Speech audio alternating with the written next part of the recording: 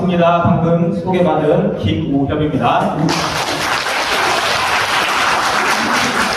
항상 느끼는 거지만 나올 때마다 이렇게 꽃을 주시니까 기분이 좋네요. 네.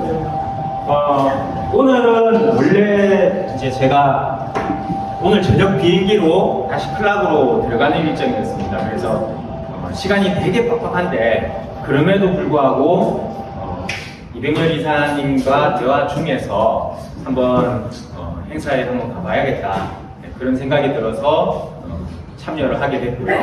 제가 오늘 보니까 순서에 비전과 철학 뭐 이렇게 되어져 있는 것 같던데요.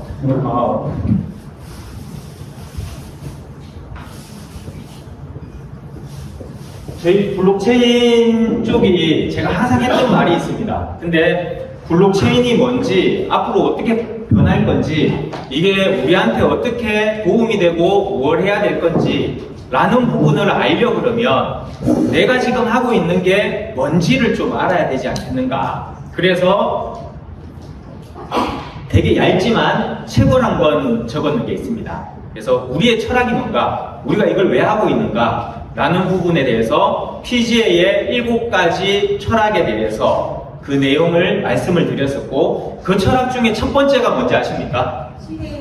네, 첫 번째가 시대의 흐름이죠. 이게 제가 글씨 쓸 때마다 깜짝 놀라시던데 저게 글씨인지 지름인지 이렇게 생각하고 계신 분들이 있으시던데 양해를 부탁드립니다. 네. 첫 번째가 시대의 흐름인데요. 제가 이제 생각하고 있는 우리가 이걸 왜 할까라는 부분에 대해서 시대가 이렇게 흘러가고 있구나.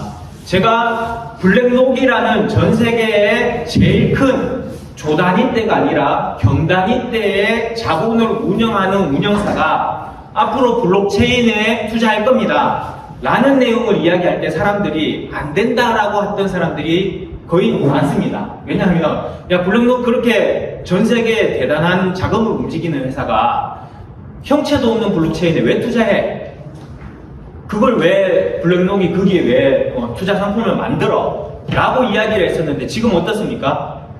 ETF 승인됐죠? 네. 블랙록에서 엄청난 돈을 그쪽에다가 계속 집어넣고 있습니다. 비트코인 ETF.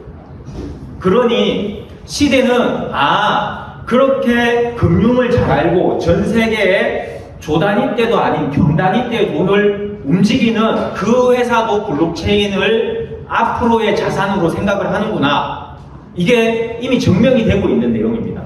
그리고 이 시대의 흐름 속에서 우리가 그럼 두 번째는 시대의 대안 흐름을 봤으면 우리가 그럼 여기에서 뭘 어떻게 할 수 있을까? 구체적으로 내가 뭘 어떻게 할 수 있을까? 라는 대안도 한번 생각해 봐야 되지 않겠는가? 자, 그러면 지금까지 대한민국이 되게 멋진 나라거든요. 세계 최빈국에서 세계 최고의 그래도 10손가락 안에 들어가는 그런 정도의 나라가 되었다라고 할 수 있는 데까지 올라가는 전무후무한 경제개발을 이끌어내는 나라가 대한민국입니다. 그래서 대한민국에 있는 분들은 특수성이 있었어요. 한때 우리가 엄청나게 고도 경제 성장할 때는 옛날에 드라마 중에 응답하라 1988 이런 게 있었는 것 같은데요. 그때 나왔는 내용이 이런 게 있습니다. 은행에 넣어놓으면 이자가 15%예요. 이자가 15%인데 야, 그 15% 그거 은행에 넣어놓으면 뭐해? 15%밖에 안 주는데. 이 말이 어떤 말이냐면 지금 여러분들 한 3억을 은행에 넣어놨는데 15%를 이자를 준다. 그럼 어떻습니까? 바로 해야죠. 그것만큼 좋은 게 없으니까. 그런데 그때 우리나라의 고도 경제 성장이 그런 시기가 있었다는 겁니다. 지금은 어떻게 보면 은행은 지금 금리가 많이 올랐다라고 하지만 실질적으로 우리가 느끼는 건 그게 마이너스 금리입니다. 돈을 은행에 넣어놓으면 넣어놓을수록 손해보는 게 지금의 현실이에요. 근데 그때 당시에는 15%나 줬는데 사람들이 다른 데가 너무 발전하니까 은행에 돈 넣어놓지 말고 다른 데 투자했을 때 투자 수익이 더 크다. 근데 지금 강남에 건물 가지고 있으면 안정적입니까? 강남의 건물에서 나오는 수익률이 몇 프로인지 아십니까? 5%가 안 된답니다. 근데도 그 건물의 수익률을 가지기 위해서 투자를 합니다. 왜? 그 5%도 지금은 크니까. 근데 예전에는 그런 시절이 있었다는 거죠. 즉 다시 말해서 시대가 계속 바뀌어 나가는데 대한민국 사람들은 그런 엄청난 고도 경제 성장이라는 시기를 지나면서 투자에 대한 걱정을 좀 덜 했는 쪽에 속합니다. 예를 들어 보겠습니다. 옛날에 나는 뭣도 모르고 땅을 한 100평 사놨는데 이 땅이 평당 1억 됐다. 그럼 나는 얼마 가지는 겁니까? 이거 상상이라도 기분 좋으니까 한번 해보십시오. 내가 예전에 그냥 뭐 한 달 월급으로 사놨는데 이게 평당 1억이 됐다. 100평이다. 그러면 얼마예요? 100억 되는 거죠. 네. 100억 되는 거죠. 그런 거를 현실로 겪었는 게 대한민국이라는 거예요. 그냥 한 뭐 1000만원치 땅 사놨는데 500만원치 땅 사놨는데 500만원 주고 옆집 뭐 쓸데없는 땅이라고 생각을 하고 사놨더니 이게 고도 경제 성장이 이루어지면서 그게 100억짜리 땅이 돼버리는 거를 실제 경험했는 게 한국이라는 겁니다. 그래서 대한민국 사람들은 굳이 외국에 투자를 할 필요가 없었습니다. 한국에 투자해도 충분히 올라갔거든요. 그게 특수성이에요. 우리나라 대한민국 사람들이 경험했는 특수성입니다. 자, 그러면 옛날에는 시대의 흐름 속에서 그런 경험이 이제 실제 그게 팩트였는데 지금 내가 그런 경험했는 분 손 한번 들어보십시오.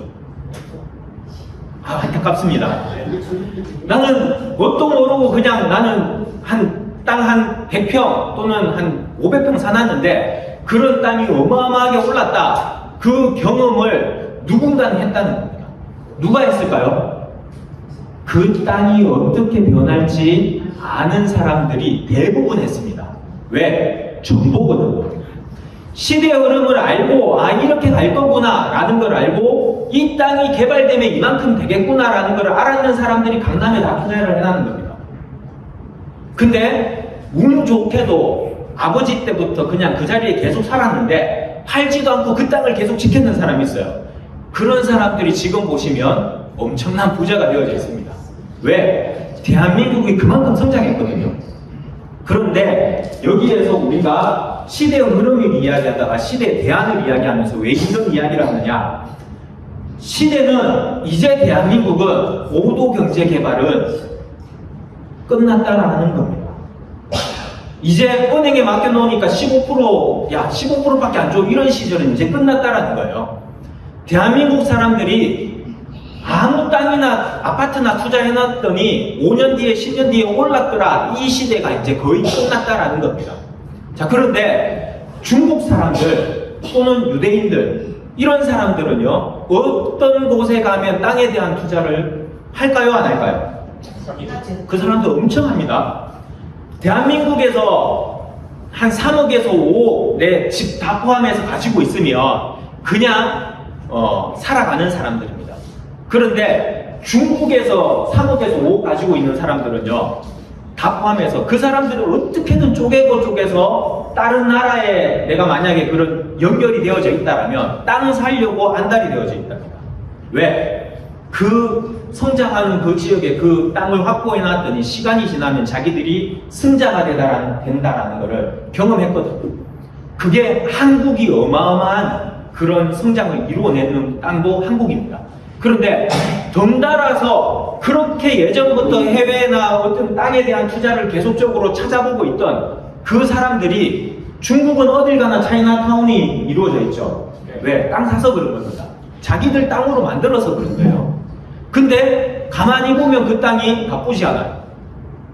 처음에는 버려진 땅 같은데 시간이 지나니까 그 땅이 나쁘지 않아서 알짜배기 땅이 되는 경우들이 많습니다. 우리나라는 다행인 게 알짜배기 땅을 중국 사람들이 가지고 있었던 게 어떻게 뭐 이런 경제적인 또 여러 가지 정치적인 것들에 의해서 이렇게 흩어졌습니다. 대신 흩어지고 대기업들이 다 가져갔죠. 롯데나 뭐 이런 데들이 땅을 다 가져갔습니다.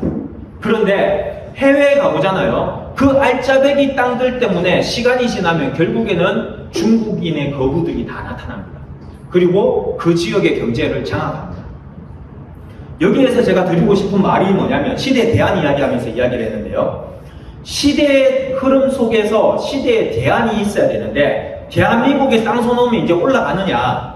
옛날에는 가능했다니까요. 우리나라가 그렇게 고도 경제 성장했으니. 근데 지금은 안 되죠. 여러분들 컴퓨터 잘하십니까? 주식 잘하십니까? 어느 순간인가 이제 주식을 컴퓨터를 가지고 막 하는 시대들이 왔잖아요. 그 사람들도 어느 순간인가 대한민국 주식을 할까요? 미국 주식을 할까요? 미국 주식. 미국 주식 합니다. 네. 왜 그럴까요? 한국 주식은 닷컴 버블이 일어날 때 2000년대 초반 있죠? 그때나 지금이나 그놈이 그놈입니다. 20년이 지났는데 그때나 지금이나 그놈이 그놈이에요. 근데 미국 주식은요 20년 동안 어마어마하게 올랐다는 겁니다. 즉 다시 말해서 오를 수 있는 성장 가능한 곳에 시대의 흐름을 봤다라면 그 시대의 흐름 속에서 성장 가능할 수 있는 그런 투자를 생각을 해야 된다. 블록체인이 어떻게 보면 자산이 될 수 있고 그걸 누가 증명을 해주느냐. 큰 대기업들이라든지 아니면 세계에서 가장 큰 돈을 유통하는 데들이 블록체인 ETF 투자해도 된다. 제도권을 만들자. 그렇게 해서 미국이 승인을 하고 전 세계 이제 어디든지 제도권 안에서 블록체인을 투자할 수 있는 ETF가 만들어지는 겁니다. 앞으로는 비트코인뿐만 아니라 ETF가 이더리움도 승인됐죠 이제. 그리고 앞으로 또 뭐 더 많이 승인된다고 그러죠. 즉 다시 말해서 시대는 이제 그렇게 갔다라는 거예요. 그러면 이 블록체인을 통해서 성장할 수 있는 곳에 새로운 고도 경제 성장이 될 수 있는 곳에 땅을 살 수 있다면 그러면 대안이 될 수 있지 않을까. 블록체인만 가지고 이야기하잖아요. 그럼 블록체인은 하이 리스크 하이 리워드입니다. 이게 잘 되면 대박이고 못 되면 쪽박힌 게 블록체인입니다. 그런데 그 블록체인이 형체가 없어요. 이 형체가 없는 거를 쓸 때를 만들어 줘야겠다.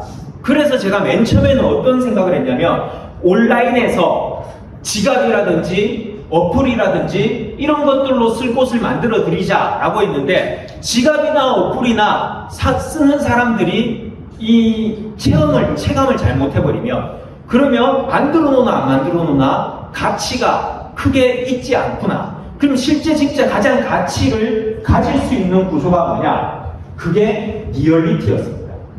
현실에 실제적으로 있는 부동산, 리얼리티 이런 것들에 활용할 수 있고 쓸 수 있다면 블록체인의 가치를 진짜 더 안정적으로 만들어줄 수 있겠구나. 그렇게 해서 우리는 리얼리티를 기반으로 두고 블록체인 생태계를 계속 키워나가야겠다. 그런데 대한민국의 리얼리티를 기반으로 주면 이게 성장할까요? 안 할까요? 이미 다 성장했어요. 성숙기에 접어들었습니다. 그러면 앞으로 성장할 만한 가능성이 있는 곳, 지금 현재 계속적으로 성장하고 있는 곳, 그런 곳에다가 투자를 해야 되잖아요. 그런데 일반적인 개인이 지금은 이제 컴퓨터가 많이 발달되어서 아까 미국 주식이요라고 이야기했는데 미국 주식을 투자할 수 있는 환경들이 만들어졌습니다. 그러면 미국 땅도 좀 그렇습니다. 막 성장하는 땅을 투자할 수 있는 그 환경은 누가 만들어냅니까? 우리가 만들어내야 돼요. 우리가 선구자가 되는 겁니다. 그게 되면 사람들이 누가 보더라도 합리적이잖아요. 아니 내가 보니까 미국 주식, 한국 주식 투자하는 것보다 미국 주식 투자하는 게 훨씬 더 이게 합리적이네? 시대 흐름이 그렇구나. 근데 그 플랫폼은 대기업들이 그렇게 해가지고 할 수 있도록 이제 연결시켰잖아요. 그런데 블록체인은 아니 성장하는 곳에 땅에 이렇게 투자를 할 수 있는 환경이 된다라면 근데 그거를 오프라인에서 일반 사람이 해외 부동산 투자하려고 하면 어떻게 해야 됩니까? 금액이 5천만 원 이하면 상관이 없습니다. 근데 5천만 원 이상 넘어가는 순간 투자를 못합니다. 한국은행에 허가를 받아야 됩니다. 이걸 왜 그쪽 돈 그 위에 집어넣어? 그런데 그 나라에 투자를 하려고 했더니 그 나라는 외국인은 투자 안 되는데요? 이런 상황들이 비일비재합니다. 그래서 중국인들은 그런 방법들을 이미 예전부터 알고 있어서 지금도 그런 방법들을 하면서 세계 곳곳에 중국인들만의 땅들, 그리고 시간이 지나면서 거기에서 어마어마한 부가 만들어지는 환경을 옛날부터 만들어서 쓰고 있었습니다. 근데 대한민국은 한국 안에서 다 성장했기 때문에 안 해도 됐어요. 근데 앞으로는 어떻게 될까요? 앞으로는 안 하면 안 하는 만큼 손해입니다. 그래서 하는 사람이 돈 버는 구조, 아는 사람이 돈 버는 구조가 되는 거죠. 그런데 그렇게 해외의 블록체인으로 리얼리티를 밑에 바닥에 둬서 움직일 수 있는 환경들을 지금 우리는 만들어 나가고 있다. 이게 시대의 대안이고, 물론 이 시대의 대안에는 지금 시대의 여러 가지 환경들, 문제들에 대해서 우리가 좋은 의미에서 이런 대안들이 될 수 있겠다라는 철학들이 있습니다. 그 다음 세 번째가 뭐죠? 네? 세 번째, 인생 시스템입니다. 사람이 살아가는 것들을 봤더니 결국에는 가정에서 나와서 교육을 받아서 직장을 만들고 직장을 찾고 또다시 가정을 만드는 구조가 되더라. 가정에서 나와서 교육을 받아서 결국에는 직장 구하려고 교육받는 거잖아. 그리고 교육 구하고 직장 구해서 또다시 가정을 만드는 게 이게 그냥 돌아가는 사이클이더라. 그래서 여러분들 경험해 보셨는 분들이 있을 겁니다. 우리 애가 왜 이렇게 공부를 안 하지? 우리 애가 왜 이렇게 뭘 하지? 그런 것들이 나 혼자 있으면 상관이 없는데 옆에서 자꾸 우리 애 이번에 뭐 했어요? 이번에 뭘 했어요? 뭘 했어요? 이런 이야기를 하니까 나는 가만히 있는데 옆에서 그 말을 계속 들으니까 우리 애가 왜 이렇게 공부를 못하지? 나도 뭘 시켜야 되는 게 아니냐? 과외를 시킬까? 뭘 할까? 이렇게 될 거고요. 고3이 되잖아요. 옆에서 우리 애 서울대 갔다, 우리 애 어디 갔다 하는 순간 우리 애는 이런 상황들이 발생하는 거죠. 근데 더 재밌는 거는 그렇게 서울대 갔다 뭐 했다 하는 사람들도 결국은 누가 승자냐면 우리 애 이번에 졸업 잘해서 이번에 좋은 직장 구했다 하는 사람이 승자가 되더라는 거예요. 좋은 직장 구했다라고 하는 사람이, 그래서 막 엄청나게 좋은 데들 막 이렇게 서울대 어쩌고 했다가 결국에는 대한민국이 어떻게 됐냐면 기승전 공무원으로, 그런 공무원의 나라가 되어버렸잖아요. 그런데 왜 그랬느냐? 안정적이니까. 이게 뭐냐면 가정에서 나서 교육을 시켜서, 원래 교육이라는 게 자녀가 올바른 가치관을 가지고 자기의 꿈을 펼치고 뭐 이런 건데 어떻게 하다 보니 비교에 뒤처지지 않게 교육을 시키는 나라가 되어버렸고, 그러다 보니 더 갔더니 학교를 좋은 데 보내야 되는 게 교육의 목적이 되어버렸고, 졸업시켜놨더니 좋은 직장 구하는 게 그게 목적이 되어버렸더라. 그래서 결국에는 좋은 직장 구해야 되는 사람들이 승자가 되더라.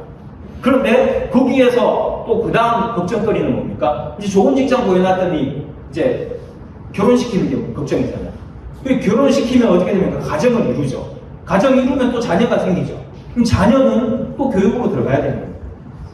그게 인생의 시스템으로 만들어져 가고 있던데, 그러면 그 인생 시스템에서 그래도 어떤 무언가 하나의 포인트로서 도움을 줄 수 있는 게 소득, 결국에는 교육시켜가지고 좋은 대학교 보내서 그 다음 가는 게 좋은 직장 구하는 거잖아요.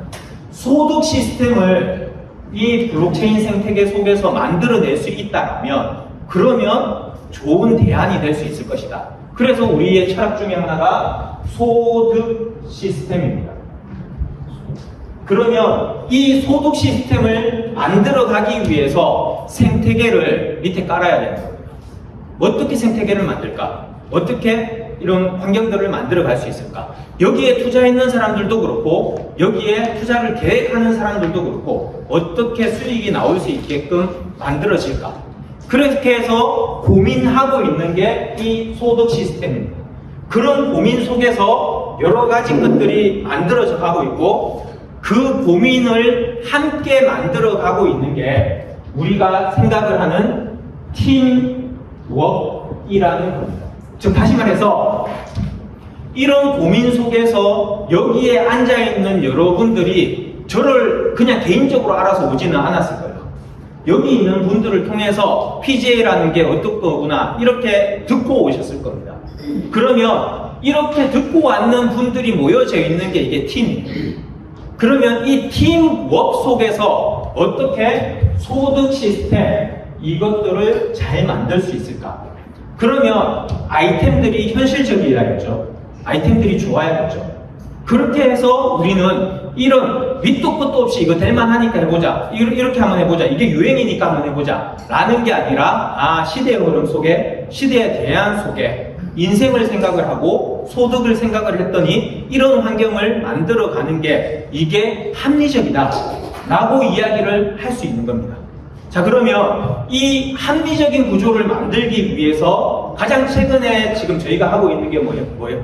어떤 내용이냐면 RCT라고 해서 블록체인 프로젝트를 해외에 필리핀부터 시작해서 폰타나의 지금 글램핑 프로젝트 뭐 이런 것들을 함께 움직여가고 있는데, 우리는 블록체인 생태계를 리얼리티 생태계 속에 만들어가는데 어떻게 보면 조금의 더 경험치가 있다라고 볼 수 있겠지만, 실제 건설, 실제 개발은 그걸 전문적으로 했는 분들이 더 잘 알겠죠. 그래서 전문성을 좀 가지기 위해서라도 이걸 진짜 제대로 해봤는 분들과의 협업과 함께 전략적인 제휴를 가지고 함께 만들어가는 게 더 좋겠다라고 해서 최근에 이제 제가 이병렬 이사님한테 말씀을 드린 게 있습니다. 그게 뭐였냐면 의정부의 리브 센텀 스퀘어라고 해서 지식산업단지를 거기에 뭐 이렇게 세 동 있고 옆에 또 오피스텔 동들까지 합쳐서 약 한 5만 평 정도 그렇게 완공을 그것도 보통 보면 이제 어떻게 건설을 합니다, 시행을 합니다 하면 공사를 못 들어가는 사람들이 그렇게 많습니다.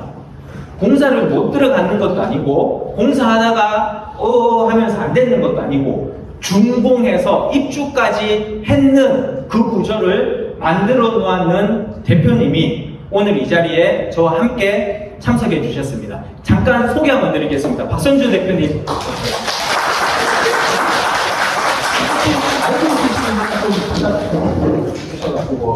박선주 대표님 잠깐 한번 인사 부탁드리도록 하겠습니다. 앞으로 나오십시오. 네, 반갑습니다. 박선주라고 합니다. 20년 전 부동산사와 오래 연락을 했었고, 최근 5년 전부터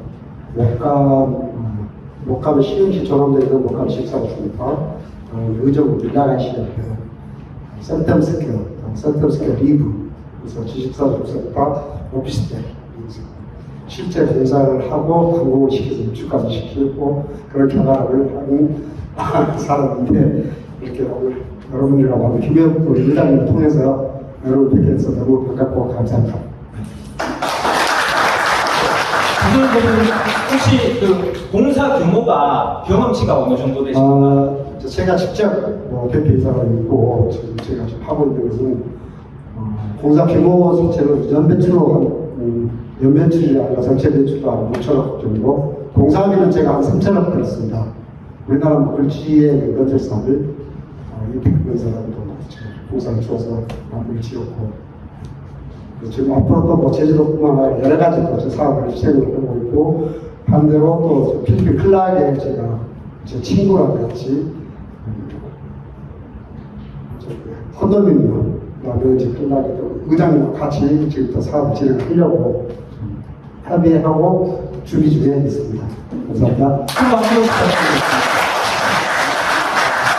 부동산을 관련해서 진행하는 데 있어서 조금 더 전문적인 그런 부분들이 필요하겠다. 그렇게 해서 전략적으로 함께 만들어 갈 수 있는 부분들을 만들어 가야겠다. 자, 그러면 3만 평짜리의 그 건물을 지어낼 수 있는 능력과 경험치와 그걸 앞으로 하겠습니다라고 하는 게 아니라 지금 이미 해서 입주를 끝났는 그런 경험치와 또 거기에 따른 자산 가치를 밑에 깔고 있잖아요. 아까 오면서 차 안에서 잠깐 이야기를 하셨는데, 지금 현재 거기 만들어놨는 곳에 분양하고 남아있는 대표님의 자산으로만 있는 것만 하더라도 몇백억 된다고 하셨죠? 600억 정도. 예, 600억 정도. 이런 환경들이 우리 코인 생태계 밑에 들어오면 우리 블록체인으로 그거 구매할 수 있습니까? 네. 대표님 구매할 수 있습니까? 예. 그러면 훨씬 더 현실적이고 눈에 보이는 생태계들이 지금 현재 밑에 받쳐져 있습니다. 제가 이야기하는 거는 소득 시스템은 돈을 벌어가는 것들이 이게 합리적일 수 있을까? 이 합리적일 수 있는 부분을 한번 고민을 해보자 라는 것이었습니다. 항상 제가 비유를 드는 게 있는데 대한민국에서 열심히 공부시켜서 그렇게 해서 뭔가를 해봐야지 했는데 평생 직장이 아니잖아요, 이제. 옛날에는 뼈를 묻어라 했는데 지금은 뼈를 못 묻잖아요.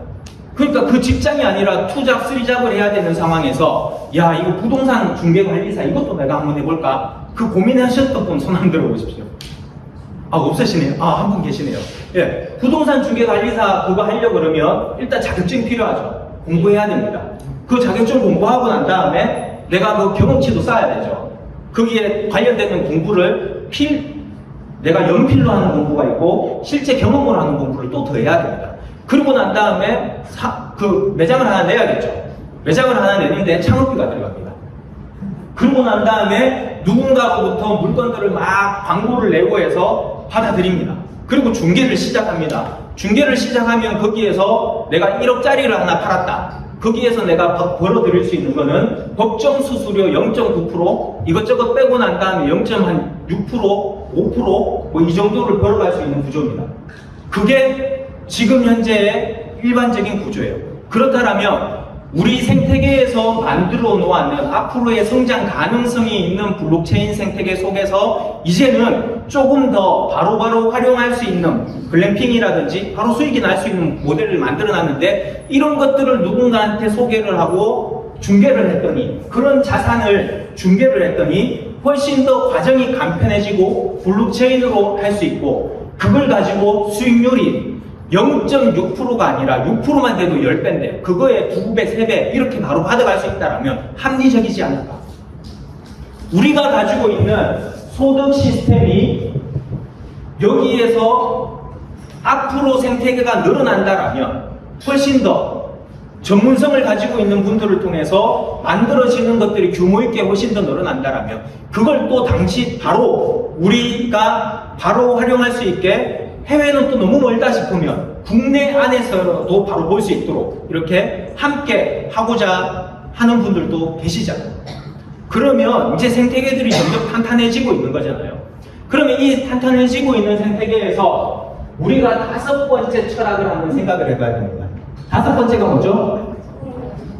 자본론, 국부론. 이게 뭐냐면 항상 지금 현재 살아가는 모든 사람들의 사고, 정치 성향을 나누는 기준이 되는 게 자본론과 국부론입니다. 좌파 우파의 기준이 되는 게 자본론과 국부론이고요. 사람들의 갈등이 일어날 수밖에 없는 게 자본론과 국부론입니다. 그러면 여기에서 경제적인 측면을 가지고 한번 보자라면 국부론은 어떻게 나라를 부강하게 만들까? 라는 거에서 자유자본시장의 밑바닥이 되는 아담 스미스의 국부론이라고 할 수 있습니다. 간섭을 최대한 적게 하고 보이지 않는 손에 의해서 시장이 알아서 돌아갈 수 있다. 그래서 열심히 하는 사람 많이 가져가라. 이게 국부론의 기본입니다. 열심히 하는 사람, 자본을 가지고 좋은 환경 만드는 사람, 그런 사람이 돈 벌어갈 수 있다. 그게 국부론입니다. 마찬가지 우리의 철학 속에는 열심히 했는 그 개인이 돈 벌어갈 수 있다라는 게 이 소득 시스템 안에서 그렇게 만들어져 있습니다. 그런데 열심히 했는데 결과가 계속 나오지 않을 수도 있잖아요. 한때 열심히 했지만 그 다음 결과가 안 나올 수 있습니다, 사람이. 그렇다면 이제는 분배를 생각해야 됩니다. 국부론 가지고 했더니 자본가들이 엄청난 자본을 투자해서 노동자들을 저렇게 쥐어짜내는구나. 자본이 들어가서 사람들을 저렇게 쥐어짜내서 하다못해 18세기 영국의 산업혁명이 일어났을 때는 어린애들까지 공장에 어떻게든 집어넣어서 걔네들이 다치든 말든 돈만 많이 벌면 된다 라는 구조를 가지고 사람들을 쥐어짜냈구나. 그게 국부론이 가지는 그 어두운 면입니다. 그런데 이런 어두운 면 속에서 분노했는 사람이 있어요. 칼 막스라고. 자본이 얼마나 위험하고 제대로 되지 않았고 이거는 망할 수밖에 없는 구조다라고 이야기하면서 이 노동자 계급들도 또 소외받았는 이 사람들에게 공동의 공산주의, 공동의 만들어낸 걸 가지고 그들을 보호해주면서 국가를 더 안전하고 탄탄하게 만들어갈 수 있다. 뭐 그런 내용들을 가지고 이야기하는 게 여기입니다. 자, 그러면 이 두 가지를 왜 굳이 이야기를 하느냐? 우리의 구조 속에서는요, 결과가 나오고 열심히 하면 소득은 올라가는 게 당연하게 지금 만들어져 있습니다. 당연하게 그렇게 됩니다. 그런데 결과가 없잖아요. 결과가 없으면 힘들어질 수밖에 없는 게 이 시스템이에요. 그게 자본주의의 시스템입니다.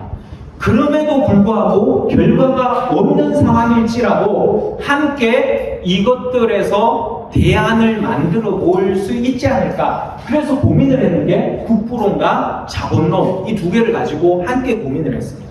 그래서 제가 우리의 생태계 속에서 열심히 하셨는 분들, 결국에는 팀워크 속에서 열심히 하셨는 분들이 있을 텐데 이분들을 어떻게 우리가 알 수 있을까? 첫 번째가 PGA를 많이 가지고 있는 사람, 투자 있는 사람 맞습니까? 네. 그러면 이분들 PGA를 많이 가지고 있기 때문에 인정돼야 되는 게 맞아요. 당연한 거죠. 내가 내 스스로라도 열심히 했잖아. 그럼 두 번째는 뭐냐? 내가 함께 하고 있는 팀, 사람이 많은 그분은 열심히 했는 거 맞습니까? 열심히 했는 거 맞잖아요. 그렇기 때문에 그분 또한 우리 이 국보론과 자본론 안의 철학 속에서 나눌 수 있는 환경들을 만들어야 된다. PJ가 많이 있거나 팀이 많이 있거나. 하지만 PJ도 많이 없고 팀도 많이 없지만 정말 열심히 했는 사람이 있을 수 있잖아요.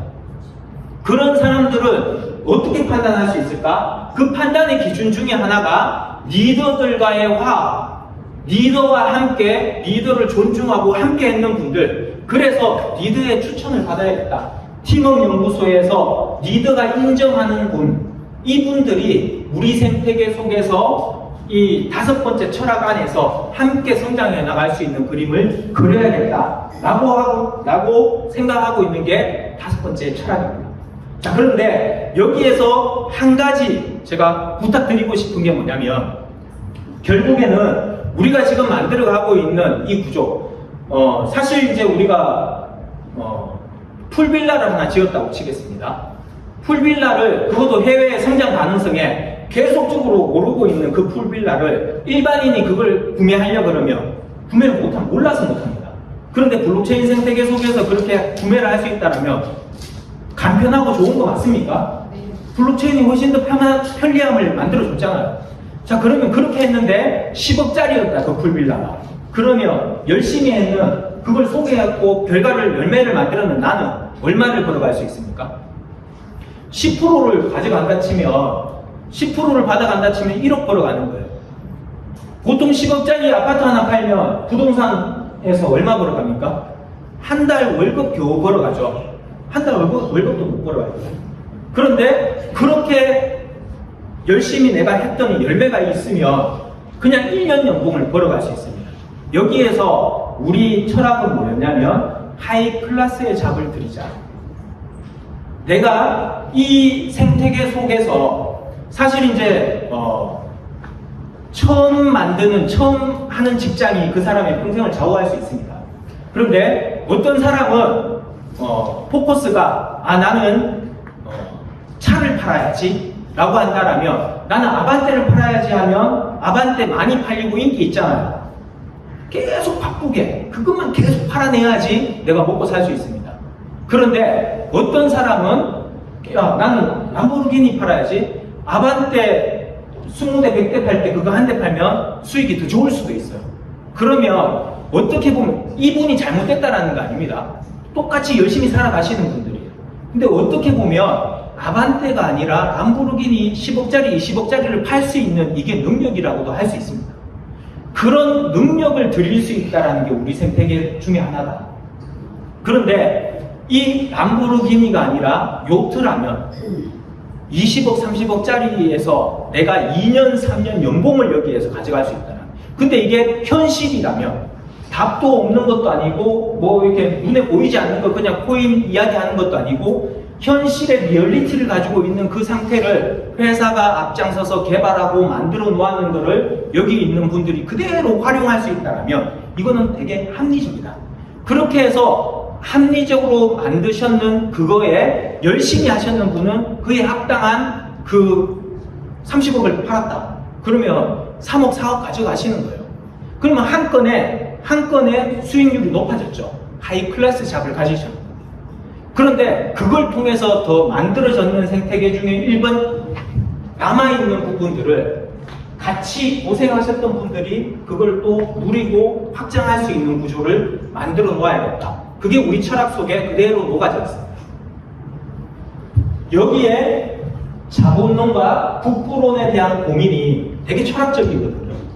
그런데 여기에서 해결책은 되게 쉽습니다. 일단 결과가 만들어지면 다 해결이 됩니다. 근데 결과가 만들어지지 않을 때는 고민이 돼요. 일단 좋은 건 알겠어. 이거 안정적인 것도 알겠어. 다 좋은데 결과를 못 만들겠네? 라는 게 이게 문제의 시작점입니다. 자, 그러면 그 결과를 못 만들겠네? 라는 거에 대해서 정답은 어디에 있냐면 6번째 철학 팀워크에 있습니다. 여기에 함께 계신 분들이 내가 어떤 팀워크를 가지고 있느냐. 자, 우리 집에 보면 우리 장모님 따님이 있어요. 그 장모님 따님이 막 잘 되면 저한테 좋은 겁니까? 네. 저한테 좋은 거죠. 좋은 거죠. 엄청 좋은 거죠. 근데 장모님 따님이 열심히 하고 결과를 만들어내고 막 잘 되는데 너 얼마나 잘 되는지 두고 보자 하면 나한테는 마이너스일까요? 플러스일까요? 마이너스죠. 팀워크에 그렇게 상황들이 만들어질 수 있어요. 함께 있는 팀워크라면, 진짜 팀워크라면 그 안에 있는 사람들이 잘 돼야 돼요. 우리의 철학이 이 두 개가 있잖아요. 이 두 개가 그 핵심이에요. 열심히 하는 사람 결과를 찾아갑니다. 당연한 거예요. 열심히 했잖아요. 결과가 있잖아요. 열매가 무조건 있을 수밖에 없는 구조입니다. 근데 열심히 못했을 때 마음은 있지만 못했잖아요. 그런 분들은 어디에서 나오냐면 그런 분들도 열매를 여기에서 가져가셔야 돼요. 여기에서 가져가셔야 되는데 힘들고 어렵다 보니까 우리 장모님 딸이 잘 되면 와 박수치고 어떻게든 저기라도 잘 돼야지 더 잘 돼봐라 라고 할 수 있어야 되는데 잘 되나 보자. 일단은 내가 잘 안 되니까 잘 되나 보자. 그러면 어떻게 됩니까? 팀워크가 무너져요. 자, 모든 사람들이 지금도 제가 이제 우리 정치적인 이야기는 하지 맙시다라고 잘 이야기하잖아요.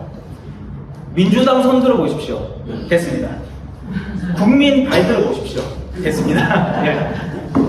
정치적으로는 나뉠 수밖에 없습니다. 나는 이게 좋아, 나는 이게 좋아, 나뉠 수밖에 없어요. 그런데요, 결국에는 구간이 명간이라고. 나는 분명히 이런 상황이 좋고 이런 상황이 좋았어 라고 해가지고 민주당이 됐다고 치겠습니다. 민주당 돼도 그 다음에 아니었구나. 이 옛날이 좋았는데 구간이 명간이었는데 그렇게 해가지고 또 구간이 명간이라고 또 바뀌어봤어요. 바뀌어본들 이것도 아니었구나. 또 옛날이 좋았는데. 왜냐하면 사람이 그런 겁니다. 모든 사람들은 그렇게 성향이 나누어질 수밖에 없는 거고 내가 원하는 방향, 내가 원하는 뜻대로 되지 않는다고 해서 우리 가족을 내가 까내릴 수는 없는 거잖아요. 가족이 잘 되면 좋은 거잖아요. 팀워크라는 게 그래서 필요한 거다. 우리 철학 속에서 소득 시스템 속에서 이 구조를 만들어 놨는데 팀워크가 힘들 때도 있고 잘 될 때도 있는데 잘 될 때도 팀워크가 더 중요한 것이고 못 될 때도 팀워크가 더 중요한 것이다. 결국에는 팀워크 속에서 결과를 만들어 나갈 수 있다. 팀워크가 잘 만들어져야지. 내 옆에 있는 사람이 잘 돼야지. 하다못해 내 옆에 있는 사람이 원수라도 잘 되면 잘 됐잖아요, 일단. 근데 잘 안 되잖아요. 서로 다 안 되면 결국 남는 거는 뭐냐면 마음속에 고소하다. 이거 하나 남는 거 말고는 없을 겁니다. 근데 그 고소하다 그거 가지고 가기를 원하는 사람들은 한 발짝 앞을 못 갑니다. 그 다음 앞을 못 가요. 내가 가지고 있을 수 있는 거는 너도 잘 돼, 너도 잘 돼. 다 되면 좋은 거야. 나도 열심히 하고. 그런데 잘 되었더니 팀워크 속에서 나한테도 이런 좋은 혜택이 오는구나. 옆에 있는 저기가 잘 되면 좋구나. 그럼 더 도와줘야지. 라고 할 수 있는 게 팀워크입니다. 제가 그 박선주 대표님하고 맨 처음에 이제 제가 대표님한테 그런 말을 했습니다. 대표님, 사실 좀 조심스럽습니다. 우리가 하고 있는 것들이 괜히 이렇게 저렇게 막 이런 이야기 저런 이야기들이 사방팔방 퍼져나가는 그런 구조나 이런 것들도 조심스럽고 그렇게 해서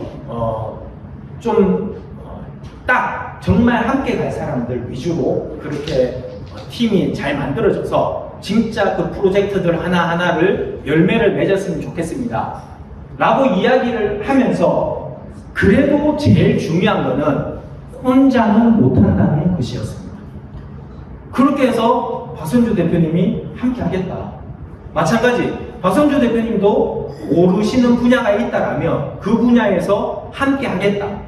즉 다시 말해서 혼자는 못하는데 2명, 3명이면 할 수 있는 일들이 일어나더라 라는 겁니다. 우리가 가지고 있는 철학에 지금 이제 우리 그 이야기 그대로 다 있는 겁니다. 여기에 이 철학의 정점이 팀워크라는 겁니다. 팀워크. 여기에 철학의 정점이 바로 팀워크이다. 그리고 이 팀워크 안에서 중요하게 생각해야 되는 것, 열심히 하려고 하는 그 사람의 에너지를 존중을 해줘야 됩니다. 그 에너지를 존중하면서 옆에서 부족한 부분을 내가 채워주면서 갈 수 있어야 됩니다. 그러면 그 팀을 되게 되어져요. 얼마 전에 유튜브에 있는 분이 그런 이야기를 하나 하더라고요. 그냥 재미로 보는 겁니다. 진짜 재미로 보는데 그 마지막 멘트가 너무 가슴이 와닿았습니다. 유튜브 중에서 한 10몇 년 유튜브를 했는 사람이 있는데 10년 전의 영상을 보면 혼자서 막 너무 유치하고 막 되게 추운 나라에 여행 가서 어떻게든 나가 이런 거 하고 있다라는 거 알리기 위해서 그 추운 나라, 영하 몇십 도 되는 나라에서 물을 담아서 이렇게 뿌리고 이렇게 추운 상태로 밖에 나가고 뭐 이런 거 찍었던 그 상황에서 지금은 100만 명의 구독자가 넘는 대형 유튜브가 되어져 있는 사람이 있는데요. 이 사람이 카페를 하고 싶다라고 해서 카페를 하려고 했는데 결국에 그 사람이 제일 마지막에 했는 말이 뭐였냐면, 여러분들 무언가를 하려고 할 때 옆에서 왜 해? 안 된다라고 하는 사람들이 많다. 그게 정상이다. 그러나 거기에 열매가 있을 때는 그걸 해내잖아요. 그러면 그 옆에 있는 사람들이 어떻게 그 일을 했어요? 라고 물어보는 걸로 상황이 바뀐다. 여러분들이 지금 블록체인의 시대 흐름, 그 다음에 이런 환경들 속에서 이렇게 대안이 될 수 있겠구나, 이런 시스템이 있구나, 이런 팀워크가 있구나, 이런 철학이 있구나 라는 것들을 알아가고 있는 상황이라면 우리가 팀워크 속에서 열심히 하고자 하는 그 사람이 열매 맺을 수 있도록, 그러면요 그 사람한테 사람들이 어떻게 그렇게 잘했냐고 그렇게 물어본다는 거예요. 그걸 어떻게 그렇게 하셨냐고. 못했는 사람들이 결국에는 안 돼, 그거 힘들어, 어려워 라고 이야기를 하는 겁니다. 됐는 사람들은요 역으로 질문을 받아요. 그거 어떻게 하셨습니까? 어떻게 그걸 해내셨습니까? 우리 박선주 대표님 어떻게 그 큰 시행을 하셨습니까? 하셨잖아요. 그러니까 박선주 대표님이 아까 오면서 그런 차 안에서 잠깐 그런 이야기 했는데 했기 때문에 그냥 내가 못할 건 없다고 생각합니다. 못할 건 없다고 생각합니다. 사람이 내가 그렇게 했기 때문에 그거를 아무것도 없는 상태에서 해내셨대요. 아무것도 없는 상태 아니 경험이 있으시죠? 네, 경험이 있는 상태에서 그렇게 해내셨다고 했는데, 우리가 만들어가고 있는 PGA의 생태계들, 여러분들 한 3개월 전에 뭐 이런 게 아닙니다.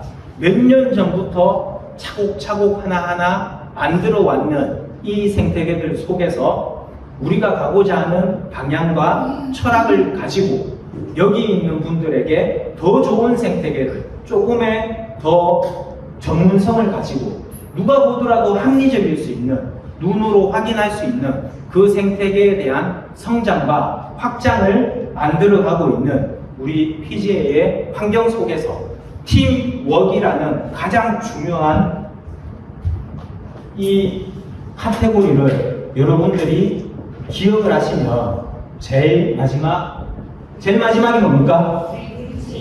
다시 회복해서 내가 이곳에서 소득 시스템도 가질 수 있고 멋진 함께 움직일 수 있는, 그래서 저는 이제 우리가 필리핀 클락에 이렇게 환경들을 만들어가고 있으니 함께 있는 분들이 그 좋은 땅에서 좀 누렸으면 좋겠다.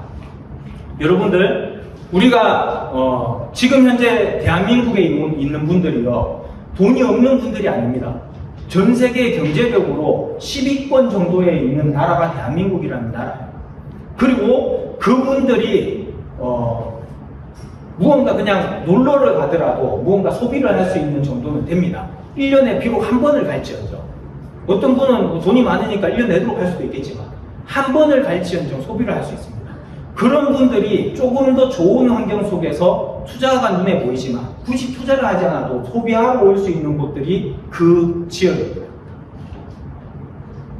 7월달, 8월달 덥죠. 필리핀은 그때가 더 시원합니다.